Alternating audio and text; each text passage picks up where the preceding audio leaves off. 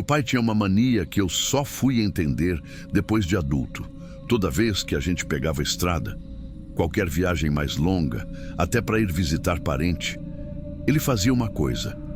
Ficava em silêncio durante os primeiros 20 minutos, olhando muito pelo retrovisor, e só relaxava depois que passava de um certo ponto, como se tivesse certeza de que ninguém estava seguindo a gente.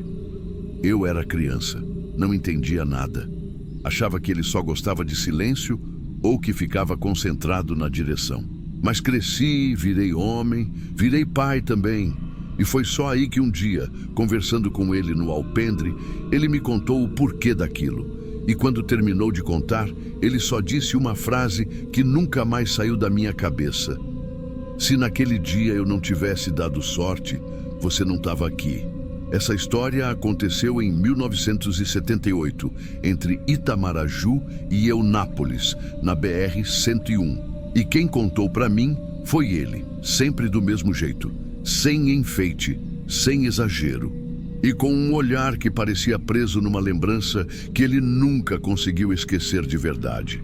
Na época, meu pai tinha 20 e poucos anos. Tinha ido visitar uns parentes da minha avó em Teixeira de Freitas e resolveu voltar à noite porque tinha que trabalhar no outro dia. Ele estava de rural, aquela perua antiga que hoje a gente só vê em foto de grupo da família. E naquela época, estrada à noite era outro mundo.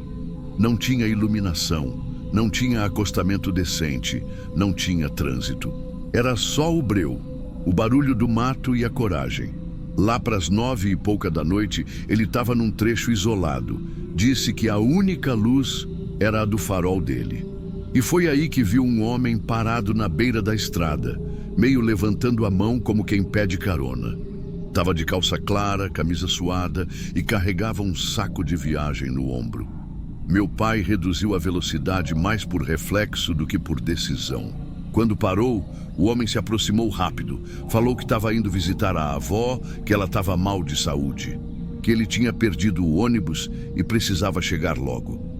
Meu pai, naquele tempo, ainda achava que o mundo era um lugar mais simples, que a maioria das pessoas só queria viver, ajudar a família, cumprir promessas. E ele deixou o homem entrar. O homem se sentou no banco do passageiro, ajeitou o saco no colo, agradeceu demais. Meu pai disse que ele falava sem parar. Falava da avó, de promessas feitas quando era criança, de uma promessa de levar remédio, de cuidar dela se um dia ficasse doente. E falava com emoção, com os olhos cheios d'água. A estrada seguia reta e escura. E meu pai dirigindo, ouvindo, achando que estava fazendo uma boa ação. O sujeito parecia cansado, mas não dormia. Dizia que não queria perder o ponto. Lá para as 11 da noite, chegaram num entroncamento. O homem pediu para descer ali, num ponto onde começava uma estrada de terra que levava para uma vila. Disse que ia seguir a pé o resto, que já estava perto. Meu pai parou, ele agradeceu de novo e desceu. Meu pai fez o retorno para voltar para a rodovia e seguir viagem. Só que não deu nem 5 minutos. Uma viatura encostou atrás. Ele achou que era blitz, normal. Mas o jeito dos policiais já entrou errado. Um deles veio com a lanterna apontada no rosto do meu pai, mandando desligar o motor e pedindo os documentos. Depois começou a perguntar: "Você deu carona para alguém agora há pouco? Quem era? Você sabe o nome dele?" Meu pai, meio sem entender, explicou tudo. O que o homem disse, onde desceu, como estava vestido. E foi aí que o policial mais velho olhou para o outro e balançou a cabeça. Disse: "Esse cara não tem avó nenhuma. Ele está fugindo. Matou um agente em Sergipe e está tentando cruzar o estado, pegando carona com um motorista inocente." Meu pai ficou travado. Disse que deu um frio por dentro que ele nunca mais esqueceu. O policial completou: "Se a gente tivesse cruzado com vocês antes dele descer e resolvido abordar o carro, ele não ia querer se entregar." E aí veio a frase, aquela que meu pai dizia que ecoava na cabeça dele toda vez que pegava a estrada: "Você teria virado refém." e provavelmente não saía vivo. O policial ainda perguntou se ele queria fazer boletim, mas disseram que era melhor ele seguir, que já sabiam mais ou menos a direção que o sujeito tinha tomado. Meu pai disse que não conseguiu dirigir mais de 10 minutos sem encostar para respirar. Vomitou na beira da estrada. Disse que sentia o cheiro do sujeito ainda no carro, o suor, o pano do banco molhado onde ele sentou.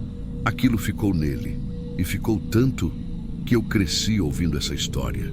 Mas quando eu era moleque, eu ouvia como quem ouve um causo, como quem escuta coisa de estrada, dessas que pai conta para botar medo ou ensinar a não confiar em qualquer um. Mas hoje eu entendo. Eu entendo porque ele contava sempre do mesmo jeito, sem pular uma frase, sempre com aquele silêncio no final, como se estivesse revivendo tudo de novo. E eu entendo também porque ele ficava tão nervoso quando via gente dando carona na estrada. Porque ele ficava olhando pelo retrovisor, porque só respirava fundo depois que passava de certos trechos. Porque aquele dia ali, naquela noite, ele não só escapou da morte, ele escapou de me deixar de existir. Ele sempre terminava dizendo: a única coisa que me salvou foi o atraso da polícia, e por mais estranho que isso soe, foi mesmo. Se os policiais tivessem cruzado com eles 10 minutos antes, quando o sujeito ainda estava dentro do carro, talvez meu pai nem tivesse tido chance. E aí, esse relato que eu estou fazendo agora nunca teria existido. Eu demorei para entender o quanto aquela noite mexeu com meu pai. Para mim, durante muitos anos, ele era só um homem mais cauteloso. Alguém que tinha medo de confiar nos outros, que evitava estradas à noite, que sempre trancava os vidros mesmo no calor. Eu achava que era exagero, coisa de gente que viveu numa época difícil. Mas a verdade é que depois daquela noite, ele nunca mais foi o mesmo.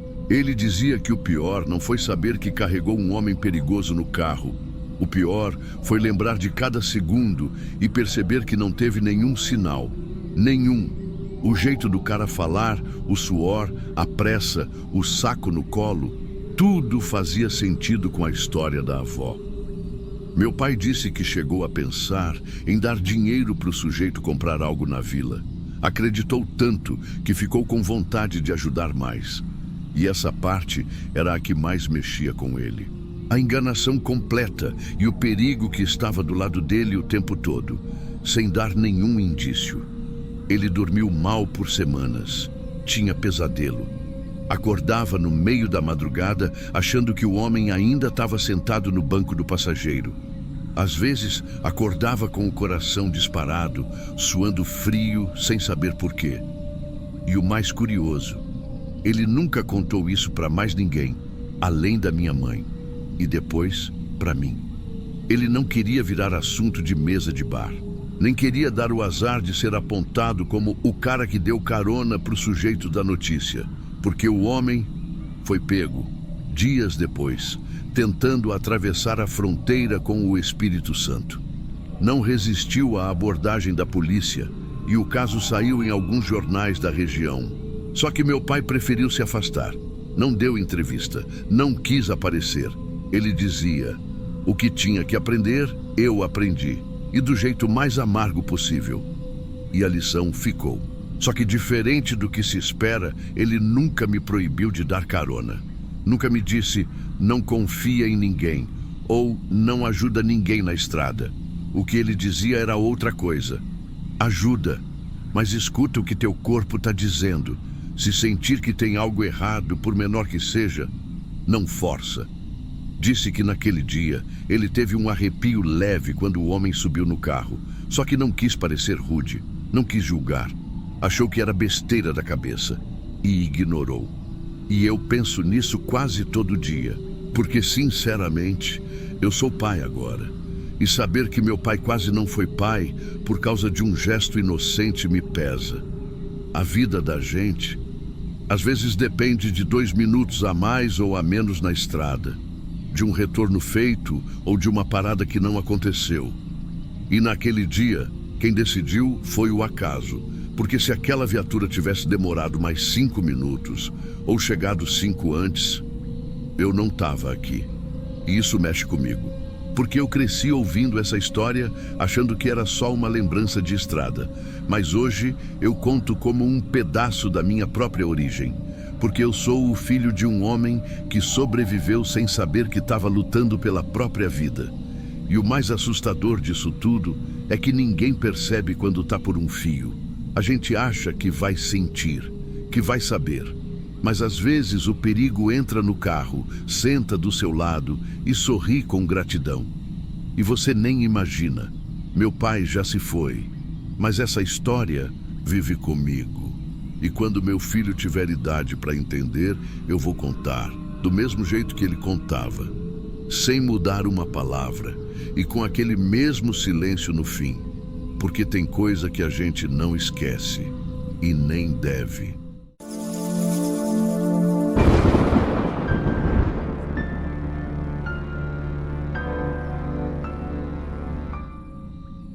Eu vou tentar contar, mas não prometo conseguir terminar sem parar umas vezes. É uma daquelas histórias que a gente não fala por aí, porque não é só que dói lembrar, é que parece mentira. Só que aconteceu comigo.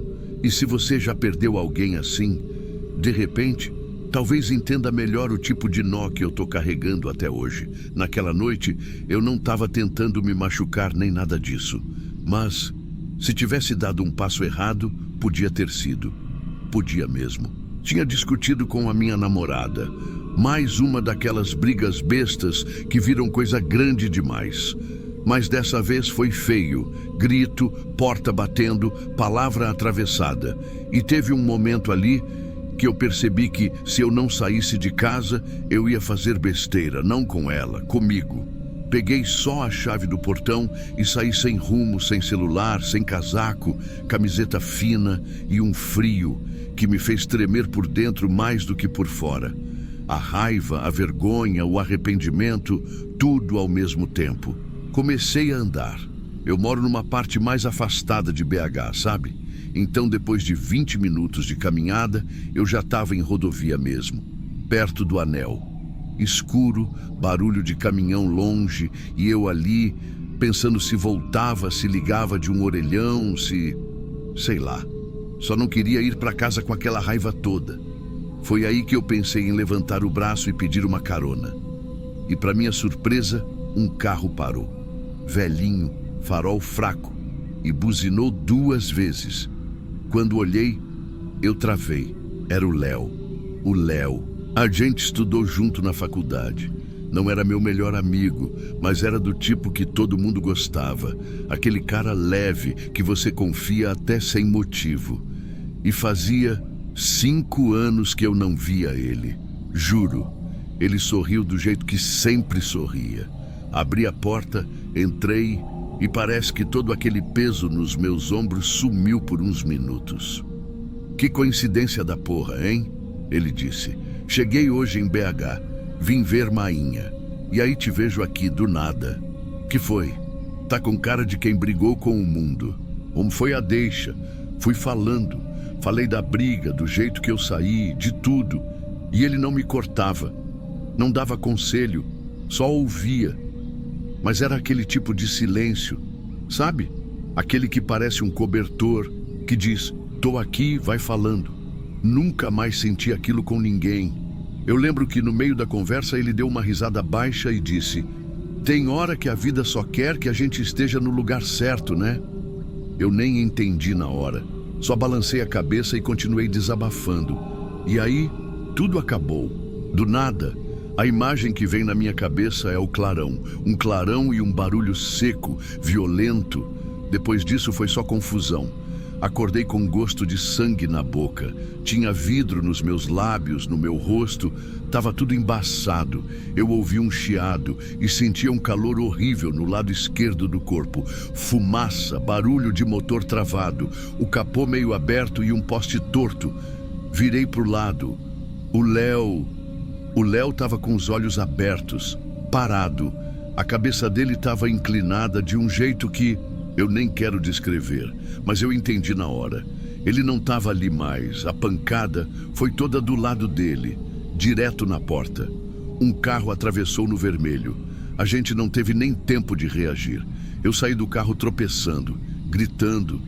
Acho que até chorei sem perceber. Um motoboy foi o primeiro a parar. Depois chegou o SAMU, polícia. Eu fui para o hospital com escoriações e uma fratura na clavícula. O Léo, ele foi direto para o IML. Fiquei 2 dias internado. No segundo, os pais dele vieram me ver. E aí eu descobri o que me arrebentou por dentro. O Léo não morava mais em BH. Ele estava morando no Paraná, trabalhando bem, vida feita. E só veio para cá porque a mãe dele insistiu que estava com saudade. Pegou estrada sexta-feira à noite, cansado. Chegou sábado cedo e me encontrou por acaso. Não era nem para ele estar ali. E se ele não tivesse parado o carro naquela hora, provavelmente seria eu atravessando a rodovia sozinho, distraído, revoltado e sendo atingido. O julgamento do outro motorista aconteceu 6 meses depois. Um funcionário público recém-promovido. Tinha bebido na confraternização de fim de projeto. Disse que tinha certeza que estava em condições de dirigir, que estava arrependido, que não viu o sinal fechado. Chorou no tribunal, chorou como se isso consertasse alguma coisa. Eu sentei na última fileira, do lado do pai do Léo. Ele não chorou, só segurava uma foto do filho nas mãos. A mãe dele não teve força de ir. Sabe o que mais doeu? O juiz suspendeu a carteira do cara e mandou ele pagar uma multa. Liberdade, ficha quase limpa, nada de cadeia. E eu, com a cabeça cheia de C. Se eu não tivesse saído naquela hora, se eu tivesse ido por outro caminho, se fosse eu, mas não fui. E até hoje, eu não sei se isso foi castigo ou livramento. Só sei que tem uma parte de mim que ficou ali naquele carro, e eu trago isso todo dia. O velório foi num domingo de céu cinza, daqueles que parece que o tempo entende o que está acontecendo. Tinha bastante gente, mas ninguém falava muito. Só chorava em silêncio.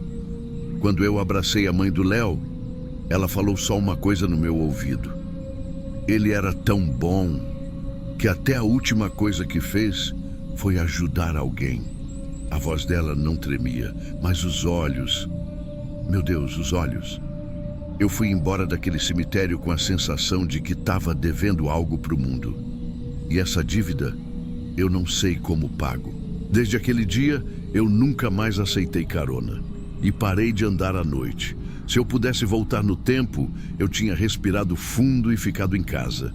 Tinha deixado o orgulho de lado. Tinha mandado um áudio pedindo desculpa. Porque às vezes, numa discussão boba, a gente perde mais do que um relacionamento. Às vezes, a gente perde quem veio salvar a nossa vida. E isso, o tempo não conserta.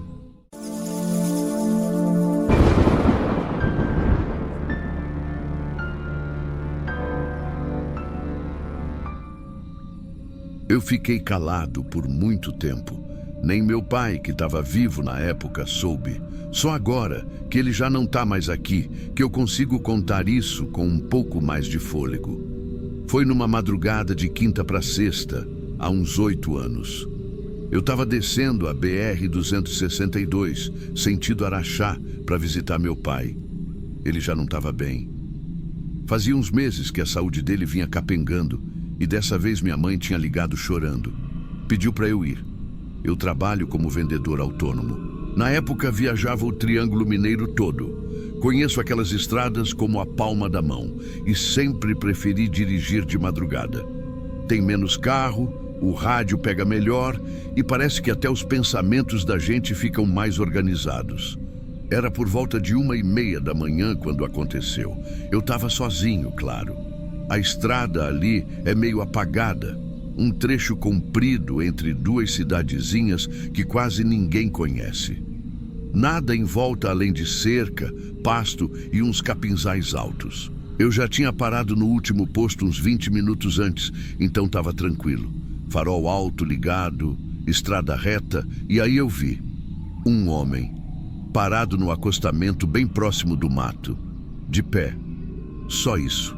Aquela postura dele, meio curva, com os ombros caídos, o rosto meio abaixado, como quem está esperando há muito tempo. Camisa de botão xadrez, calça escura e uma mochila velha no chão, do lado. No reflexo, eu tirei o pé do acelerador. Fui diminuindo. Não sei por que parei. Não sei mesmo. Talvez por ser madrugada. Talvez por ser costume de estrada. Talvez por culpa. Sei lá. Eu só lembro que encostei. Ele nem pediu nada. Só abriu a porta devagar, como se já soubesse que eu ia parar. Disse um obrigado, quase sussurrado, e entrou no banco do passageiro. A mochila ficou entre os pés dele. A única coisa que ele falou foi: "Me deixa um pouco mais para frente." A voz era firme, mas baixa, quase sem emoção. Eu tentei puxar papo. Falei que a noite estava boa para viajar, que a estrada estava vazia, mas ele só acenava com a cabeça. Uma vez ou outra soltava um "é", seco, como quem não quer conversa. Passaram uns 10, 15 minutos, e foi aí que começou a esquisitice. Ele estava o tempo todo olhando para os lados. Virava o pescoço devagar, como se esperasse ver alguma coisa no meio do escuro. Às vezes espiava pelo retrovisor, como se esperasse alguém vindo atrás. Até aí, beleza. Tem gente que é assim mesmo, desconfiado. Mas eu comecei a sentir que ele não estava só inquieto, ele estava tenso. E não era medo, era outra coisa. Do nada ele perguntou: "Você está indo sozinho?" Eu fiquei em silêncio uns segundos, meio surpreso. Respondi que sim. Aí ele perguntou: "Alguém sabe que você está vindo?" Dei uma risada sem graça e falei que sim, minha mãe, minha esposa, mas a garganta já estava meio seca. Ele não respondeu nada, só voltou a olhar pela janela. Mas uns minutos depois, ele se abaixou do nada e puxou o porta-luvas. Eu levei um susto. Tirei os olhos da estrada na hora e perguntei o que ele estava fazendo. Ele respondeu: "Estava vendo se tinha cigarro." Só isso, sem nem olhar para mim. Não tinha cigarro, só a papelada do carro e um lenço de papel. Ele fechou com calma, sem dizer mais nada, mas dali em diante, meu corpo já estava em alerta. Eu comecei a fazer conta de tempo, de quilometragem, de quantos minutos faltavam até o próximo posto. O silêncio no carro já não era só silêncio, era peso. Eu não olhava muito para ele, mas dava para sentir. A presença dele era estranha, não ameaçadora no sentido direto. Era como se ele ocupasse espaço demais, mesmo calado, e eu não sei explicar isso sem parecer exagero. Foi então que ele falou com a voz mais firme: "Pode me deixar ali na frente." Mas ali na frente era lugar nenhum. Era um trecho de estrada com mato dos dois lados, sem entrada, sem placa, sem porteira, sem casa, nada. Eu ainda tentei perguntar se ele queria que eu deixasse mais adiante, onde teria acostamento, ou se era algum ponto de ônibus rural. Mas ele só respondeu: "Aqui tá bom." Eu parei. Ele demorou uns segundos para abrir a porta. Parecia que ainda ia dizer alguma coisa, e disse. Virou de leve o rosto na minha direção, me olhando bem nos olhos, e falou devagar: "Você não me perguntou meu nome." Aí fez uma pausa. "Isso é bom. Se perguntasse, talvez fosse pior." Eu fiquei completamente imóvel. Ele desceu, pegou a mochila, fechou a porta com calma e, sem olhar para trás, entrou no mato pela lateral da estrada. Sumiu na escuridão como se soubesse exatamente para onde estava indo. Eu não pensei duas vezes. Travei as portas, engatei a primeira e acelerei. Dirigi uns 30 minutos sem nem respirar direito. Só quando vi luzes de um povoado lá na frente que percebi que estava tremendo. Nunca entendi o que foi aquilo. Se era um sujeito perturbado, se estava fugindo de alguém, se eu escapei de um crime, ou se, sei lá, eu dei carona para alguém que já nem devia mais estar aqui. Só sei que depois daquele dia, eu nunca mais parei para ninguém de madrugada. E nunca mais viajei sem antes avisar exatamente onde eu ia estar. Cheguei na casa do meu pai já quase de manhã. Nem sei como consegui terminar o trajeto sem parar em lugar nenhum. Mas sei que cheguei. Lembro que minha mãe abriu o portão com aquele semblante de quem já estava cansada da luta. E o pior é que ela começou a falar comigo, perguntar da estrada, do carro, da viagem, e eu só olhava para ela e acenava com a cabeça. Não conseguia nem explicar o que tinha acontecido, nem para mim mesmo. Fiquei o resto do dia num silêncio que ela percebeu, mas não comentou.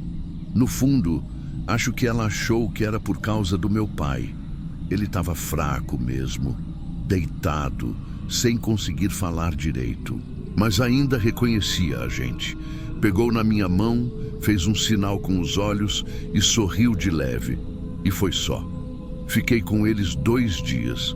Só fui conseguir dormir de verdade no segundo. E mesmo assim, quando acordei, estava suado, com o coração acelerado, como se o homem da estrada tivesse entrado comigo nos sonhos. Depois disso, voltei para casa e, por mais estranho que pareça, tentei seguir a vida como se nada tivesse acontecido. Mas teve umas coisas que começaram a me incomodar.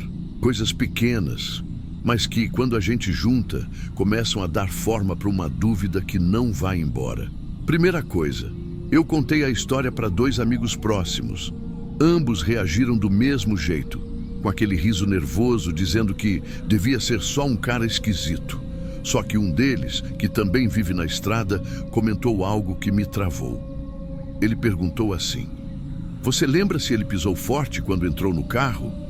E eu parei, pensei e percebi que não. Eu escutei a porta abrindo, escutei o tecido da roupa dele roçando no banco, mas o pé... Não lembro de barulho nenhum, nem de peso nenhum no carro. Só isso já me fez mal. Outra coisa, depois de um tempo, resolvi voltar por aquele mesmo trecho da estrada. Era domingo à tarde, com sol. Parei num restaurante simples e perguntei para a moça do caixa se ali era comum o pessoal pedir carona. Ela disse que não, que ali mal passa gente a pé. Só pessoal da roça de vez em quando, mas que o mato era fechado e perigoso. A polícia já tinha alertado que aquela região era meio esquisita, segundo ela mesma disse. Fiquei ali uns minutos olhando para o matagal onde o homem tinha sumido. Só mato. Nenhuma trilha, nenhuma cerca, nenhum sinal de que alguém morava por ali. Nada. Comecei a pensar se ele estava mesmo indo para algum lugar, ou se só queria sair do carro antes que algo pior acontecesse. Ou pior, se era comigo que ia acontecer alguma coisa. Depois disso, mudei alguns hábitos. Nunca mais viajei à noite sozinho. Comecei a usar rastreador no carro, coisa que eu sempre achava desnecessária. Passei a avisar onde estava, que horas ia sair, que horas ia chegar. Mas o mais difícil não foi isso. O mais difícil foi aceitar que talvez aquilo tudo nunca vá ter uma explicação. E o que me assusta não é o fato de não saber quem era aquele homem. É o que ele disse antes de sair. Você não me perguntou meu nome. Isso é bom.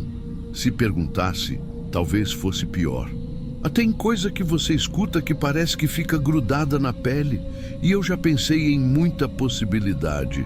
Desde coisa de gente foragida até coisa que foge da lógica. Mas a verdade é que, mesmo depois de tantos anos, quando eu lembro daquilo, a sensação que me vem é a mesma de naquela noite, que eu não devia ter parado. Sabe quando o corpo da gente dá um alerta e a cabeça ignora? Então, era para eu ter passado direto. Talvez eu nunca fosse saber por quê, mas ia chegar inteiro, ia chegar leve, ia chegar só com sono, não com essa dúvida que me persegue até hoje. E tem mais uma coisa, algo que nunca contei nem para os amigos. Depois que ele desceu do carro, eu fui obrigado a parar novamente, uns 10 minutos depois, por causa de uma caminhonete atravessada na pista. 2 homens estavam mexendo no motor com o capô aberto e pedindo ajuda. Mas eu não parei. E quando passei por eles, vi pelo espelho um deles chutando o para-choque, como se tivesse com raiva. Nunca vou saber se era coincidência, se era só um carro com problema mesmo, mas uma parte de mim sempre achou que, se eu não tivesse dado carona para o homem, Eu talvez tivesse parado ali, e talvez aquela história fosse outra, ou nem tivesse história para contar. Hoje em dia, quando passo por alguém pedindo carona, eu lembro daquele rosto calado, daquela mochila velha e daquela voz dizendo que, se perguntasse o nome, talvez fosse pior. E eu não sei se ele me ajudou ou me ameaçou. Só sei que o que me salvou, talvez, tenha sido o silêncio. E por isso, até hoje, eu prefiro não saber.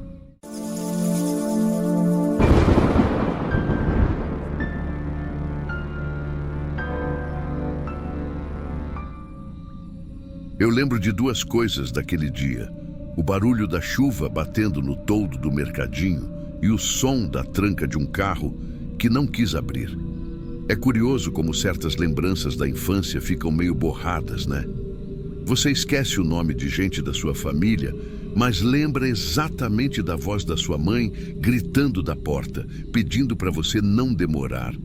E era só isso mesmo: farinha e ovo. Coisa rápida. Só que naquele dia, não foi. Eu tinha 9 anos. Era começo dos anos 2000. Morava com minha mãe num bairro de periferia de Salvador, daqueles em que todo mundo se conhece, ou pelo menos conhece alguém da família. Nossa rua era sem saída, então eu andava tranquilo ali, mesmo quando chovia, mesmo sozinho. Mas naquele dia chovia demais. Era uma chuva grossa, daquelas que batem na cara e machucam. O tipo de dia que faz a cidade escurecer mais cedo. Eu fui ao mercadinho a pé de chinelo, segurando uma sacola de plástico que já estava começando a rasgar antes mesmo de eu chegar no lugar. Na volta, eu estava voltando pela mesma rua de sempre quando vi o ponto de ônibus, um dos poucos que tinha um toldinho. Parei ali para me abrigar, esperando a chuva aliviar um pouco. Estava todo molhado, as pernas encharcadas, e eu lembro de ter pensado em como a sacola ia arrebentar a qualquer momento. Foi quando um carro apareceu. Ele vinha devagar. Um modelo antigo, cinza escuro, bem comprido. Não parecia de ninguém da rua. Ele passou na frente do ponto, freou de leve e ficou parado. O motorista virou o rosto e olhou para mim. Era um homem branco, já meio calvo, de camisa social clara, com o braço esticado no volante. Ele não disse nada, só fez um sinal com a cabeça, tipo um "entra aí". Na minha cabeça de criança, aquilo foi uma gentileza. Era comum, de vez em quando, vizinho oferecer carona. Eu não reconheci ele, mas também não achei que precisava. Eu pensei, é só até a esquina da minha rua, 2 minutos e eu chego seco em casa. Corri até o carro. Lembro que respirei fundo e puxei a maçaneta da porta. Estava trancada. Aí puxei de novo com mais força. E quando olhei para dentro, o homem ainda estava me encarando. Mas não era mais o mesmo olhar. Tinha uma expressão estranha no rosto dele, entre surpresa e indecisão. Ele abaixou o vidro e me disse num tom seco: "Quer carona? Pode entrar." Eu hesitei por meio segundo e fiz o que qualquer criança faria. Entrei. O carro andou devagar. As ruas molhadas refletiam as luzes dos postes e só se ouvia o som da palheta do limpador de para-brisa. Ele não dizia nada e eu só segurava a sacolinha no colo, tentando não derramar o ovo. Foi aí que a coisa mudou. Lá atrás apareceram luzes vermelhas. Uma viatura da polícia. Eles acenderam o giroflex e deram sinal para a gente encostar. O homem, que até então estava dirigindo normal, ficou tenso na hora. A mão dele começou a tremer no volante. Ele falou baixo, sem nem olhar para mim: "Sai, vai para casa." Eu não entendi. Ele nem tinha parado o carro direito. Mas foi só ele dizer isso e a viatura já estava do lado. O policial desceu com capa de chuva, foi até a janela e mandou o motorista desligar o carro. Depois ele olhou para mim e perguntou: "Você conhece esse homem?" Eu não respondi. Eu estava congelado. O motorista falou antes: "É meu filho." Essa foi a frase. "É meu filho." O policial olhou de novo para mim e dessa vez o rosto dele ficou sério. Ele mandou que eu ficasse dentro do carro. Chamou o colega. E em poucos segundos, os dois estavam tirando o homem do banco e encostando ele no capô. O outro policial pegou o rádio e pediu reforço. A essa altura, eu já estava tremendo. E aí, o celular tocou. Era um dos policiais ligando para minha mãe, pelo número que eu tinha num cartãozinho dentro da carteira. Minha mãe chegou em 10 minutos, a pé, correndo no meio da chuva, gritando meu nome, chorando. Ela me abraçou com tanta força que eu achei que ia quebrar alguma coisa em mim, e depois me puxou pelo braço, ainda chorando e agradecendo aos policiais. Eu não entendi nada. Eu só sabia que tinha feito algo errado, mas não sabia o quê. Aquele homem foi levado. A viatura saiu com ele e minha mãe me levou para casa dizendo que a gente ia conversar depois. Mas a conversa nunca aconteceu. Ela nunca tocou no assunto. Nem naquele dia, nem nas semanas seguintes, nem nos anos seguintes. Eu cresci achando que tinha sido só um susto. Talvez um homem estranho, talvez algum mal-entendido. Mas aí veio a adolescência, e com ela a internet. E com ela, um dia, a verdade. Eu ouvi minha mãe conversando com uma vizinha, baixo, mas eu ouvi. Ela dizia, foi ele sim, o mesmo da época da moça do conjunto. Eu vi o rosto dele, só que agora estava mais velho, mais abatido. Eu fui buscar, pesquisei nome por nome, até que achei. O homem tinha sido preso anos antes, por crime contra menor. Estava em liberdade monitorada. Usava tornozeleira eletrônica, mas não podia se aproximar de escolas nem de crianças desacompanhadas.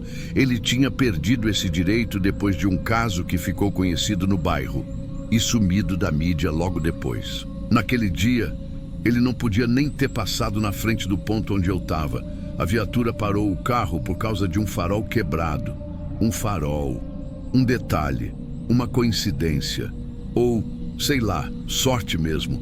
Minha mãe, ela nunca me contou por inteiro, nunca explicou. Só me disse anos depois, numa conversa curta, que aquele dia mudou tudo para ela.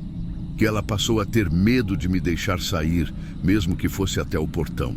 Que ela sonhou por anos com o carro cinza, com a porta trancada, com o homem dizendo, é meu filho. E eu entendi. Na hora eu entendi porque ela gritava tanto quando eu chegava 2 minutos atrasado da escola. Porque ela travava o portão com corrente. Porque ela começou a não confiar nem nos vizinhos. Ela carregou o medo sozinha e me deixou crescer em paz, sem o peso disso. Mas eu cresci e descobri. E agora, é como se o trauma tivesse pulado uma geração e caído no meu colo. Porque o pior não foi quase ter acontecido. O pior é saber que eu entrei no carro. Eu puxei a maçaneta. Eu quis entrar. Eu confiei. E isso nunca mais saiu de mim. Hoje, toda vez que eu vejo uma criança andando sozinha na rua, no meio da chuva, com uma sacolinha na mão, eu me vejo ali. E me pergunto se ela tem noção do mundo onde a gente vive. Porque eu não tinha. Naquele dia eu não entendi nada. Hoje eu entendo demais. Histórias como essa ainda acontecem, em todo lugar, com gente que nem sabe o perigo que passou. Se você acredita que esses relatos precisam ser ouvidos, se inscreve aqui no Diário de Terror. Toda semana tem mais histórias reais. E algumas delas podem muito bem ter acontecido com alguém que você conhece.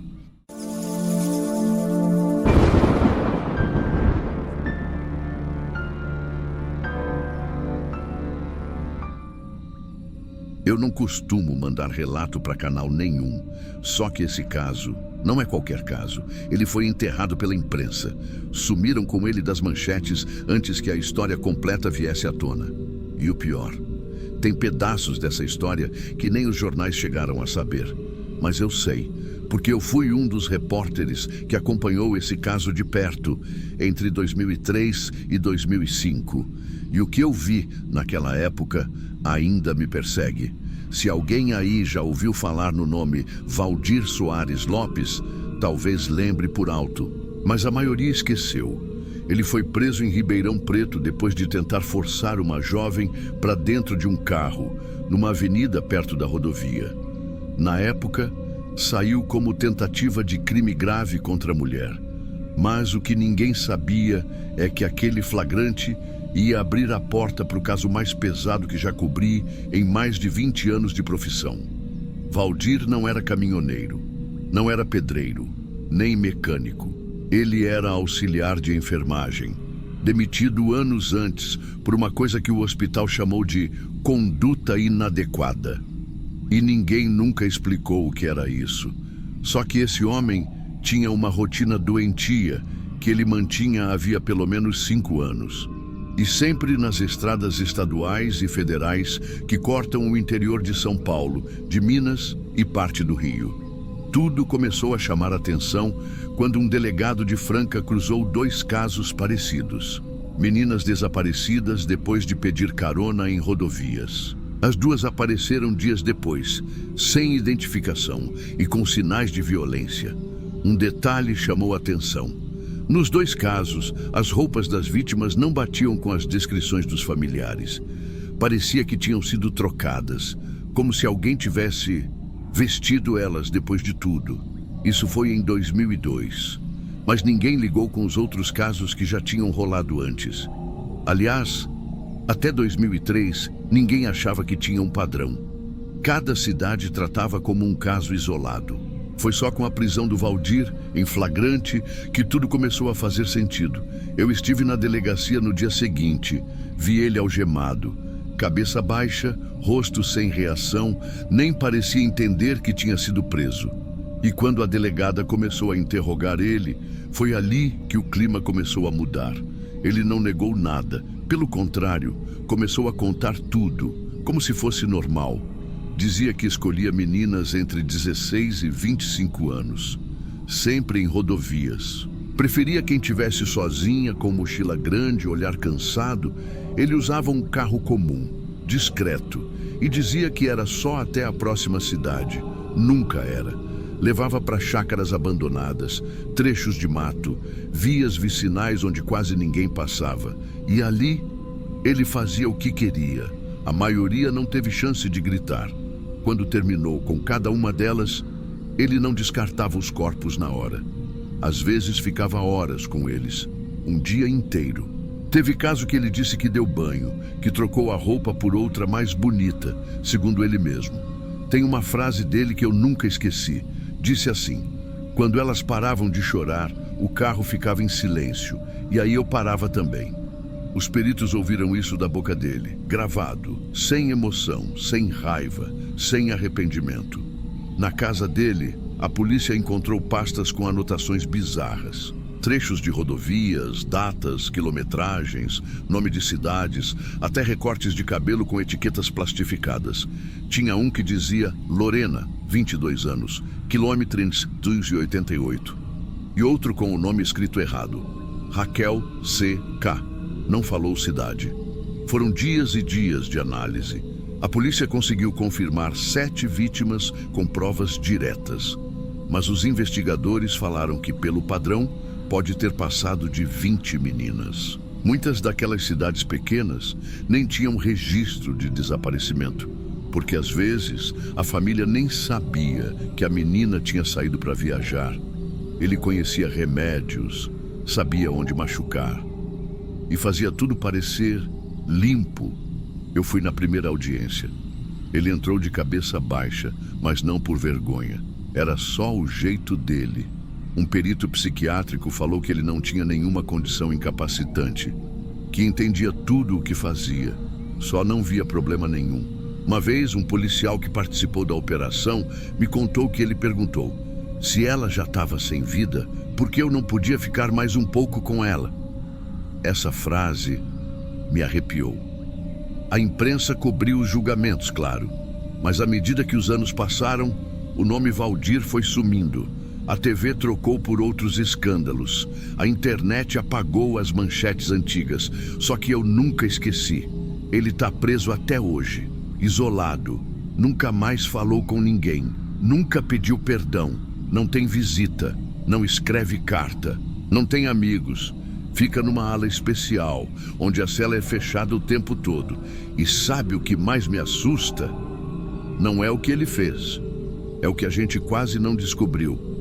Se ele não tivesse sido pego tentando forçar a menina na rua, ele podia estar fazendo isso até hoje. O Brasil tem milhares de estradas, milhares de meninas viajando sozinhas. Muita gente desaparece. E a gente nunca vai saber quem foi o último a oferecer carona.